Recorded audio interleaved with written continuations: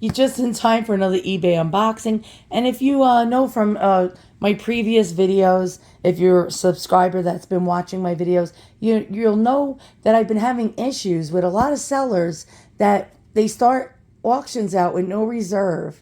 And then when you win them for a really low price, they won't honor the bid and they cancel or they refund you money. Well, this seller I have to give a shout out for because they started these two auctions off at $9.99 and let me have them for the really low price, although knowing what the value of these items were.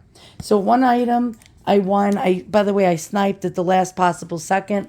I won one of them for $26.25 and another one for $29.16. And that was very nice that she let me have them for what I won them for. Now, the other seller that I won the really beautiful antique Victorian sterling silver perfume bottle that I told you as soon as I paid, I got a refund on it because I won it for so cheap. He didn't want to honor my bid. Well, he got in touch with me again today, asking me to remove my negative feedback. And I wrote him back and said, I had a negative experience with you, and the negative feedback will stand. And he called me a liar. His words to me were, "You are a liar," and basically, what else did he say? He said, "You're a liar and you're a mean person." And well, basically, he claimed that after I paid for the item, and he gave me a refund. The reason that he gave me the refund was because he shipped my item to the wrong client. That was his excuse. He gave me a refund the same day I paid with no explanation until I gave him a negative feedback. That's when he finally started communicating with me. So he said, "I tried to work with you." Basically, he tried to upsell me. He tried to show me an equivalent item, and he told me if I wanted it, it was $425. When I won the other item for $131.25. So you can imagine my horror that he wouldn't honor my thing and said he shipped my item to the wrong customer, which was absolute bullshit. So this seller, you get a shout out. You've been wonderful. You actually let me have the items that I won for well below retail value. And I can't believe I was called a liar and actually insulted for giving someone negative feedback because that was the truth. He didn't deserve positive for doing that to me. Bullshit, bullshit, bullshit. You shipped it to the wrong person. Oh my God, some people are such absolute bullshit artists. Okay, so these items are very fragile. And so I'm going to be carefully opening them. And I'll be right back because this scissor doesn't work. All right, so let's get it open. And I found a scissor that works, which is great. Can you believe the nerve of some of these eBay sellers starting auctions out with zero reserve, and then when you win them, they lie and tell you that they shipped your item to the wrong person and give you a refund? That is absolutely ridiculous. Ludicrous, I tell you. All right, so item number one, we'll look at both of them together. Here's item number two. And item number two is the one I wanted the most. And okay, so we'll go over item number one first because that's the one that I like less. Or actually, I think I'm starting to like just as much as the other one. Now, the crazy part of it was the fact that these bottles actually had, one of them had 38 watchers on it and the other one had over 40 something. So I thought I was in for it when I last minute snipe bid. And I actually won them for under $30 a piece. This one is Victorian and both of them are actually Victorian. This one is a cornucopia or a horn. And this is a beautiful, beautiful Chatelaine perfume bottle, cut glass. Let's check that out. That is just exquisite. And it's actually crystal. And we have this beautiful horn shape on the end right here. And then on top, look at this. This is really something else. Now I'm going to try to clean this, but we have like what appears to be an angel. Don't know if you can see that. And so this opens up and we have a stopper in here. 9 times out of 10 times that you find these, the stoppers will be missing or broken. But what's very peculiar and odd about this is the holes. Do you see the holes through it? So what I'm guessing is this was a smelling salts bottle or a vinaigrette. And so salts would have been placed in here. You have the stopper to prevent them from slipping out. And you have this little pierced open top. Don't know if you can see that. So a lady could just place her nostril up to the bottle and smell it. This is gorgeous. I'm going to clean it, and I'll show it to you when it's clean. We're going to go over the values of pieces such as these and about the time they were made. Now, this particular one, I think, was made between the 1880s and 1890s. I could be wrong, and it could have been made earlier. So we have this beautiful cherub or angel. Next, we have an English perfume bottle. This one, particular one is probably opaline glass. I don't know if it is milk glass or opaline, but look at the beautiful facets and cuts in it. Don't know if you could see that. Hard to tell, but there's facets in here. We'll flip it over to the side. You can see facets cut here as well. And more facets throughout the glass. As you can see, I'm moving the light over it. You can see the faceting. There we go. And right here on the top, look at that beautiful hinge and that beautiful design. We'll flip it over. Now, this was made by Gilbertson and Sons in England. And it has this, whenever you see this, this is actually found a lot of times on double-ended scent bottles or perfume bottles. So you'll see this little button. And this means that the bottle really didn't need a stopper because it gave it a vacuum seal. So let's try to open it if we can. And I'm trying not to damage it on camera. I'm being well behaved. Okay, there we go. And so, yeah, that had a really amazing seal. It was very hard to open it. And it's because of this particular button. And if you look, here we go. That's gorgeous. And inside there's a word. And let's read what it says. Very, very, very hard to make this out. Extremely hard. I can see it with a loop, but I don't think you guys are going to be able to see that. But it says Gilbertson's, London, I believe. And Gilbert's, let's see. Yeah, is that Gilbertson or Gilbert? Hold on. Let me try to see this. Gilbertson and Sons. And this is London. Really cool. Now, this looks like it could be sterling silver. Very hard to tell. Sometimes you can find the marks if you look carefully enough. So let's turn it around. Try to find English marks. They might be right there on the inside of the hinge. Very hard to get in those nooks and crannies and check. Sometimes you'll see some English markings for metal content. And I believe that this is actually hidden somewhere, maybe under the hinge.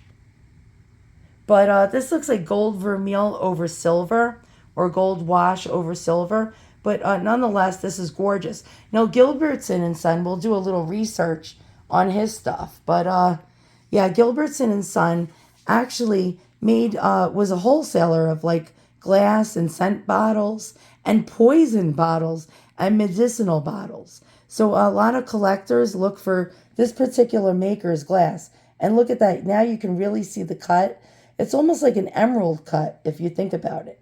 I believe this is, and I'm going to probably say it wrong, opaline glass or opaline glass. I always get those two mixed up with the pronunciation. But these two items are absolutely stunning and beautiful.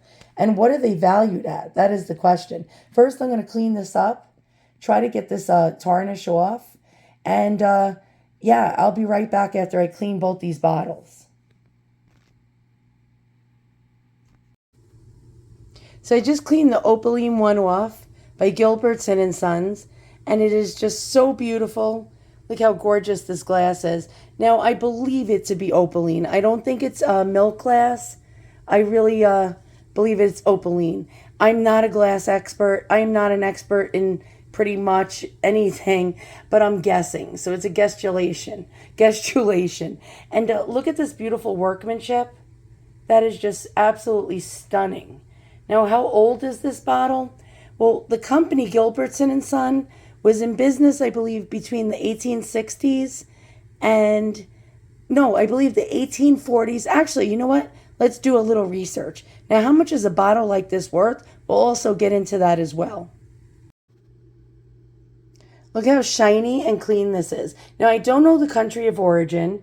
It could be early American brilliant cut glass. Let's try to look at the pattern if we can. And you can see it's really unusual. These cuts are just absolutely brilliantly done. It's really like eye-pleasing to look at these cuts. Crystal, this is a pure crystal, very heavy actually. And what's even more amazing is the top. And I cleaned it. It came out really nice. And let's check out the cherub if we can.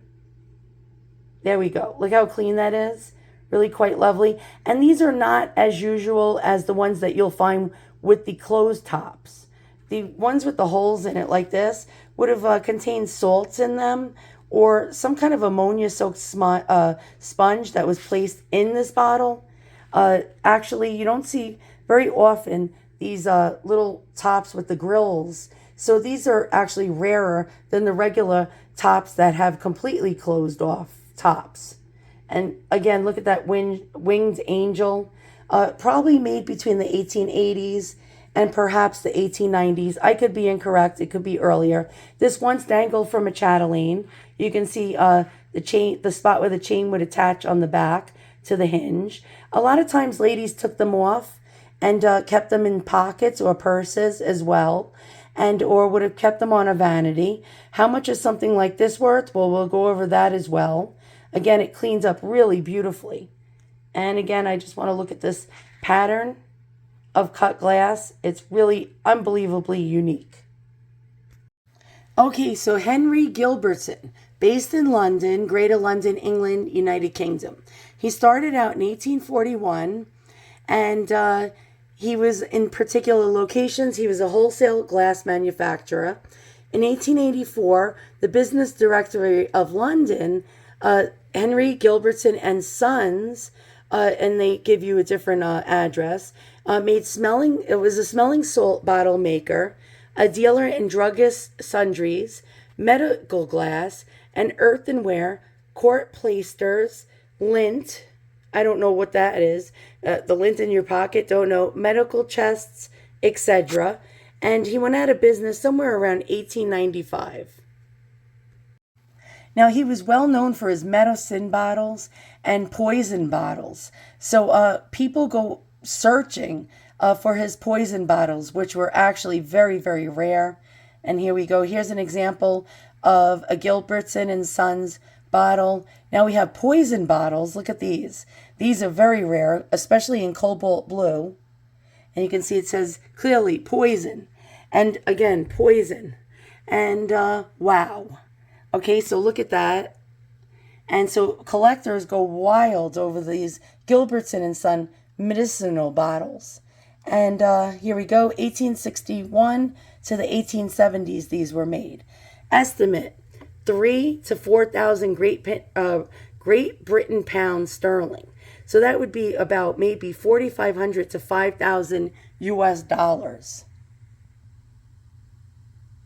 Now, I just want to show you the button that we saw on the Gilbertson bottle would generally be found on double-ended scent bottles. And there we go. You see that button? That was more found on those type of bottles. This one being sold for $545, double-ended scent bottle made in London. Very interesting. Not by this same maker, but really beautiful and ornate, as you can see here. So I would put a price of about $500 to $700 on this bottle, because since we have that beautiful, look again, that button I was showing you that actually seals these bottles airtight, so you don't need a cork stopper or a glass stopper, especially since this is gold on the top. I did a test, 14K, and unmarked. And since, we have these, look at these beautiful facets and cuts in the glass. You don't generally see these particular bottles with these buttons and not a double-ended scent bottle. So this one was probably made between the 1870s and 1880s, and again, highly valuable. Now here are examples of these horns or cornucopia bottles that you'll find on, your auction searches or antique shop or thrifting or flea marketing. And this particular one has a closed top, not a vinaigrette top or, an opened salts top. And this one being sold for $375. Now I'm showing you comparables in the same size just to give you an idea about price. Here's another one being sold for $419. Again, it's pretty toasty. And it's a chatelaine version like mine.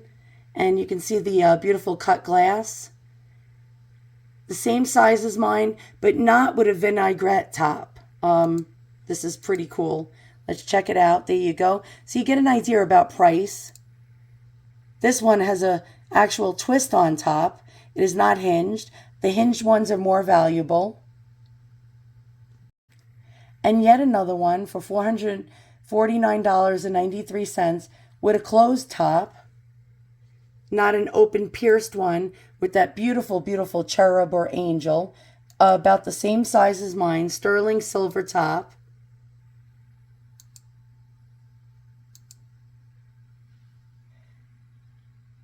And again, they're selling it for $449.93. Now on eBay, you will not actually sell these for this price. This is wishful thinking. Nobody wants to pay this type of price on eBay. eBay actually attracts bargain hunters, much like myself.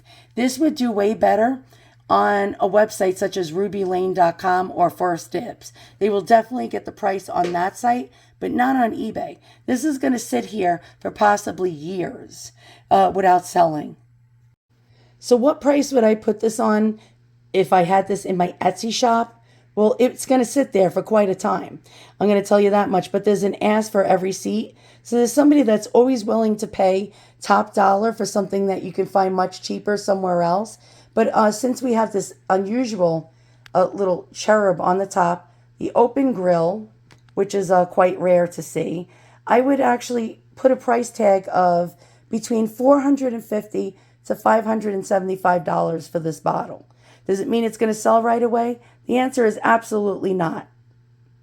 It would actually take me about a year or two to sell it, but eventually it would definitely sell.